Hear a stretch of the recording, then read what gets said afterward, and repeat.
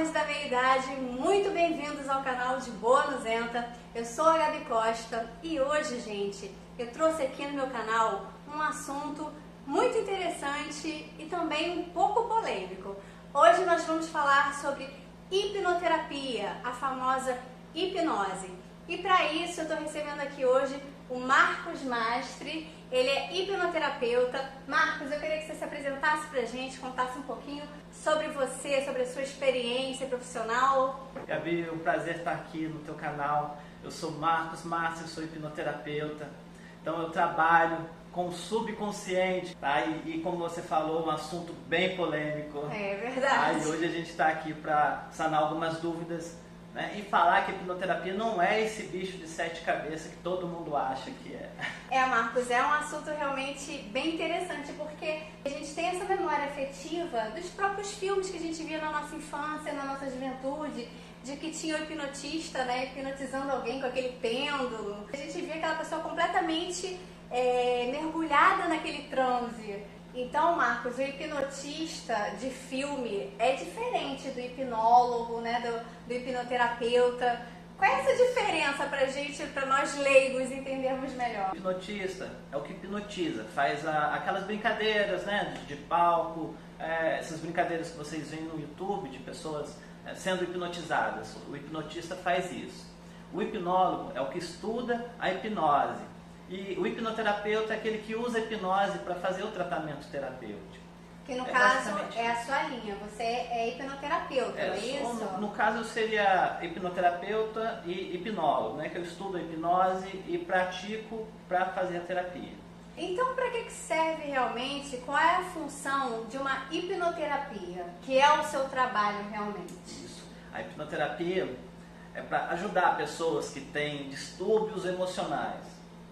Então vamos separar a terapia da hipnose.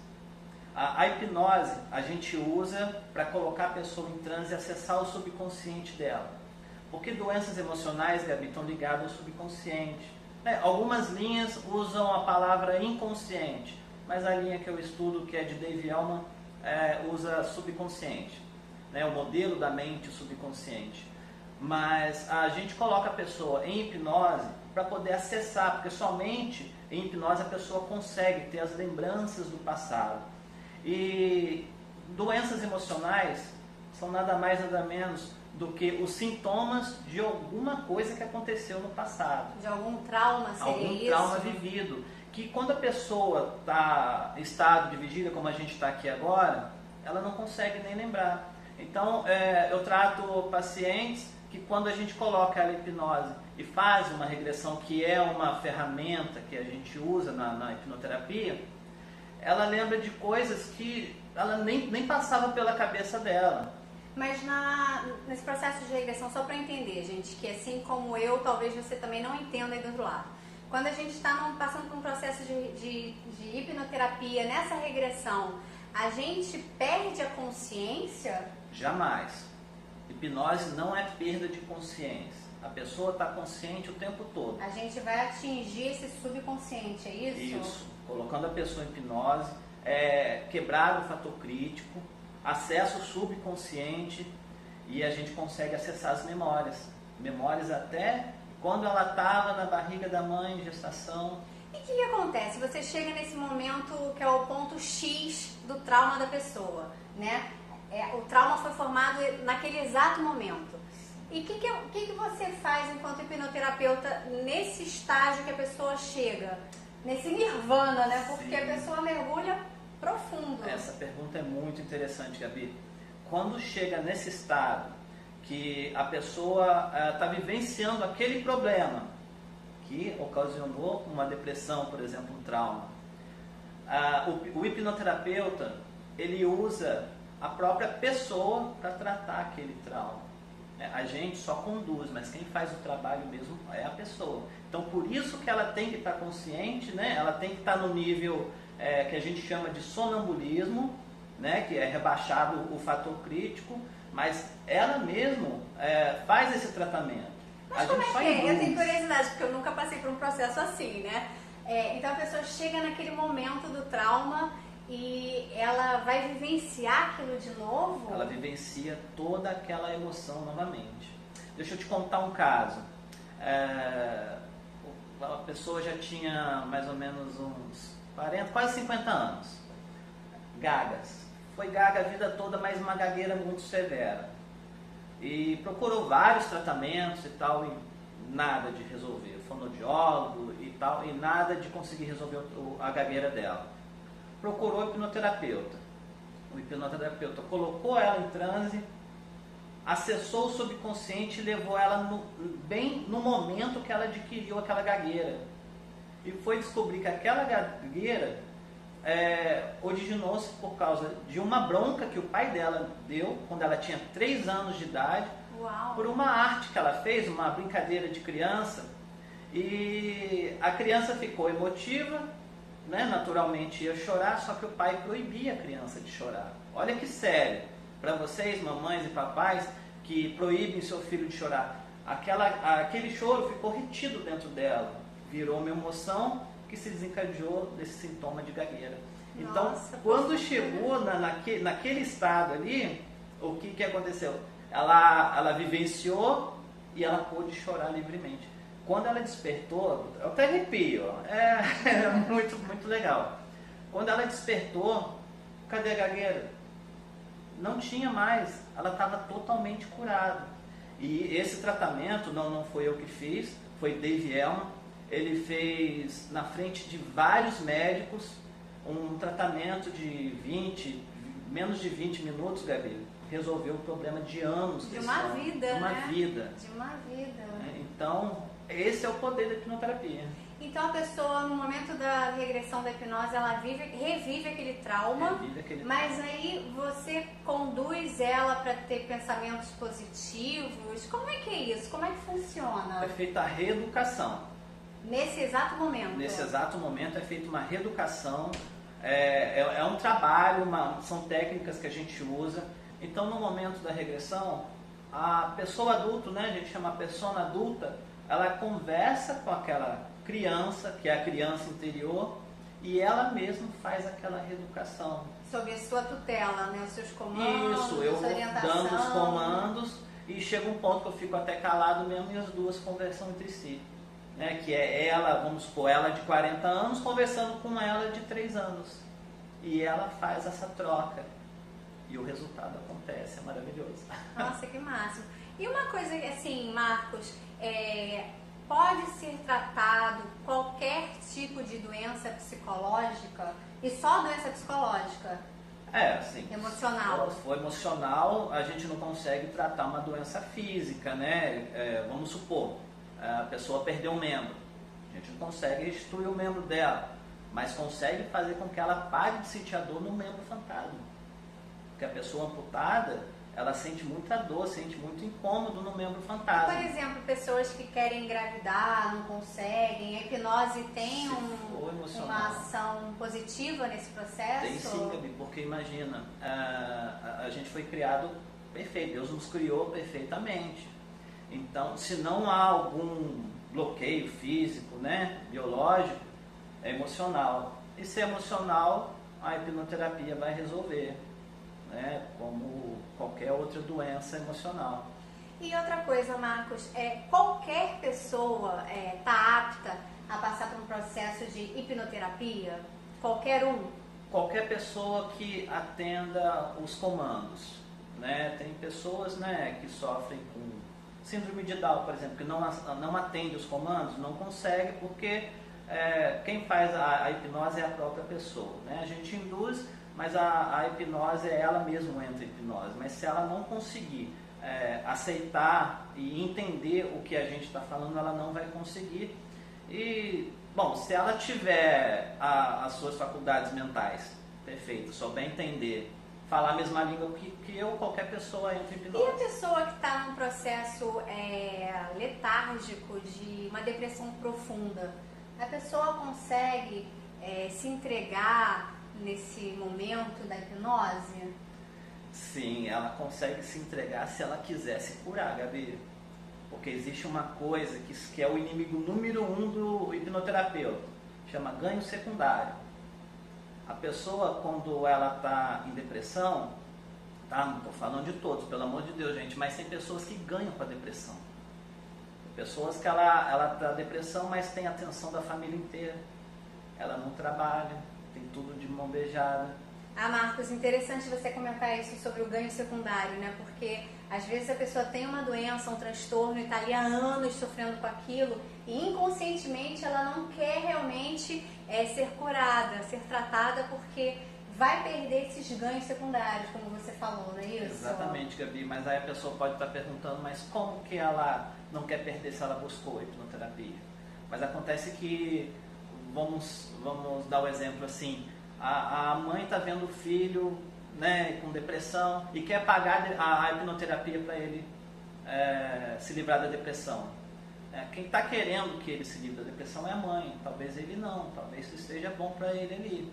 Então tem que ter primeiramente a vontade de mudar, porque senão não adianta, porque as pessoas procuram hipnoterapia, Gabi, achando que vai ter um milagre.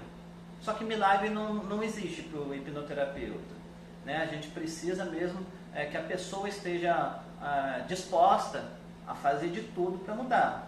Porque deixa eu te dar um exemplo. Uma mulher, ela tinha mais de 40 anos e ela adquiriu uma dor no braço porque ela trabalhava muito, né? Tinha 3 filhos, né? E trabalhava o dia inteiro. Então, quando ela adquiriu essa dor no braço, ela parou. Outras pessoas tiveram que fazer as tarefas para ela. Então, isso foi até cômodo para ela, porque ela trabalhava muito. Então, na hipnoterapia foi descoberto que aquela doença emocional, porque ela tinha procurado todos os médicos, né, para poder se livrar dessa dor, tomava vários remédios e não se livrava da dor. Então, essa dor é um ganho secundário. Acha que a hipnoterapia vai tirar essa dor dela? Não, a hipnoterapia vai encontrar um motivo. Ela não vai se permitir, né? Não, porque é um ganho secundário. Entendi. Entendeu? Então, a pessoa tem que querer. Entendi. E é certo a gente pensar que a hipnoterapia vai curar certos transtornos, certas fobias? Explica isso um pouquinho pra gente, porque é confuso. Eu já li coisas a respeito que curam, que eu não sei dizer. A hipnoterapia ela não cura. Inclusive, a única instituição que pode falar de cura é a igreja. Nem médicos podem falar de cura. A hipnoterapia trata. Ela trata, reeduca, mas o cliente ela tem que ter a percepção que ela precisa fazer a parte dela. Né? Como eu te falei, não existe milagre na hipnoterapia. A pessoa precisa fazer a parte dela. Então é um tratamento que vai trazer grandes ganhos positivos para a pessoa, não é isso, Marcos? Com certeza, muitos ganhos positivos. E quais são as principais fobias que são tratadas numa hipnoterapia? Fobia de barata, fobia de lagartixa, aranha, né? Eu já disse em outro vídeo, eu tinha aracnofobia. Eu fiz auto-hipnose e eu fui tratado dessa fobia de aranha. Perdeu o medo completamente? Perdi o medo. Pode botar uma aranha na minha frente. Não tem medo de palhaço, né? Tem gente que tem medo de palhaço, tem medo fobia, de palhaço. né? Tem gente que tem medo de pena, Gabi. Caramba. O que uma pena vai fazer de mal para a pessoa? Mas é alguma coisa que aconteceu lá atrás. Então são tantas as fobias, fora as doenças, né? Depressão, não é isso? A gente está vivendo uma epidemia de depressão no Brasil, Gabi. No mundo, né, Marcos? Mais de 11 milhões de pessoas estão com depressão no Brasil. A Organização Mundial da Saúde está avisando, está alertando. Né? Eu gosto muito de enfatizar a depressão porque você tirar a depressão de uma pessoa, você está livrando ela da morte. Né? Porque a cada 46 minutos uma pessoa comete suicídio no Brasil. Então tem pessoas já se tratando com psicólogos, psiquiatras, tomando remédio. Então por que não dar uma chance para a hipnoterapia, que é mais uma ferramenta para ajudar? Né? Então é válido o hipnoterapeuta se juntar com o psicólogo, com o psiquiatra para ajudar as pessoas. Fazer um trabalho em conjunto, Fazer um trabalho em conjunto, porque é muito sério, né, gente? A gente está perdendo a nossa população para o suicídio. É a segunda maior causa de morte no Brasil. Né? Então, vale a pena a gente se juntar para poder tratar mais esse assunto. E Marcos, a hipnoterapia também serve para tratar a obesidade, por exemplo? Serve, com certeza. A obesidade é um distúrbio emocional. Então tem um vídeo que eu fiz e contei o caso da menina que foi abusada pelo pai durante muito tempo. Ela se tornou uma jovem muito bonita, com um corpo muito bonito, e os homens até mexiam com ela na rua, e ela se tornou obesa para não atrair tanta atenção do homem.